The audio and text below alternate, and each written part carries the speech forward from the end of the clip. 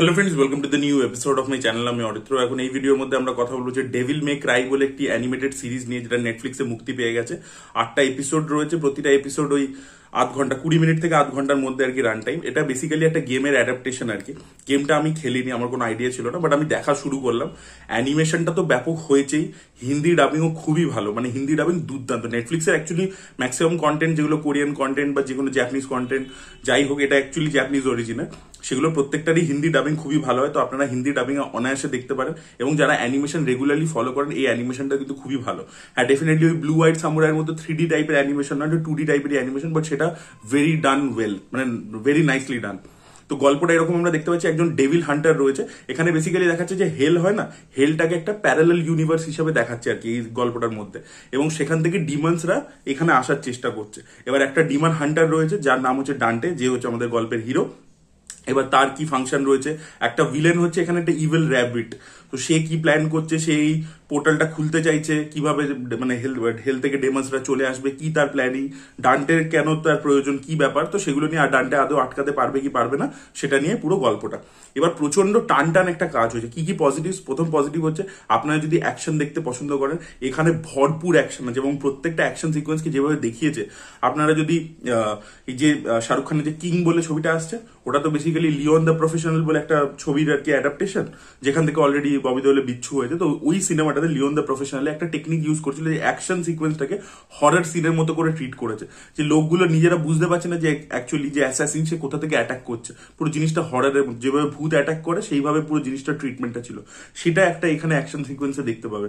তারপরে প্লেন থেকে জাম্প করবে, মানে প্লেন পুরো ব্লাস্ট হয়ে গেছে। আয়রন ম্যান 3-তে যেরকম একটা সিকোয়েন্স ছিল, ও প্লেন থেকে সবাইকে বাঁচাচ্ছে।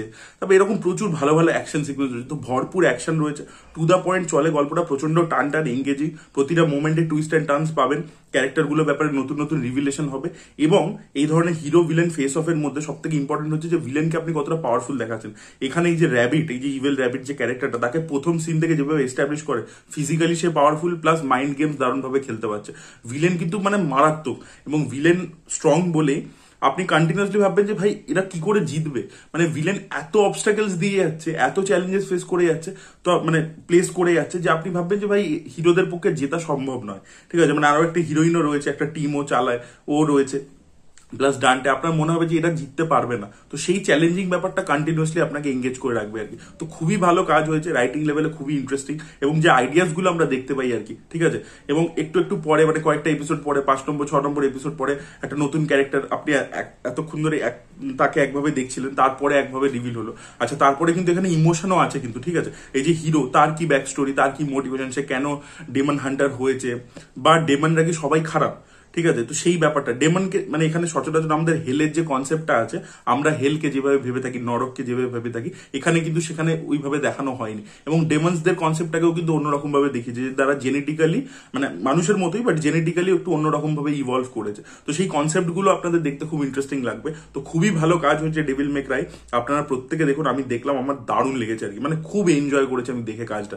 So I really like it. আপনারা যারা দেখে ফেলেছেন তাদের বক্তব্য অবশ্যই জানাবেন, কারা এই গেমটা খেলেছেন, কাদের মনে হচ্ছে এটা একটা ফেথফুল অ্যাডাপ্টেশন। বিকজ আমি গেমটা খেলিনি, আমি আমার ফিডে এলো, তো আমি দেখা শুরু করলাম, এবং আমার এতটা ভালো লেগেছে, আমার ফুলফিলিং এক্সপিরিয়েন্স হয়েছে একটা আর কি। তো অ্যানিমেশনের মধ্যেও খুব ভালো ভালো কাজ থাকে, তো আমি এটা রেকমেন্ড করলাম। আপনারাও কিছু কমেন্ট সেকশনে রেকমেন্ড করুন এই ধরনের কাজ, যদি আপনাদের এক্সট্রাঅর্ডিনারি কিছু লেগে থাকে নেটফ্লিক্সে যেগুলো অ্যাভেলেবেল আছে, অবশ্যই কমেন্ট করে জানাবেন। এই ভিডিওটা ভালো লেগে থাকলে লাইক করুন, শেয়ার করুন, চ্যানেলটিকে সাবস্ক্রাইব করতে ভুলবেন না। বাই।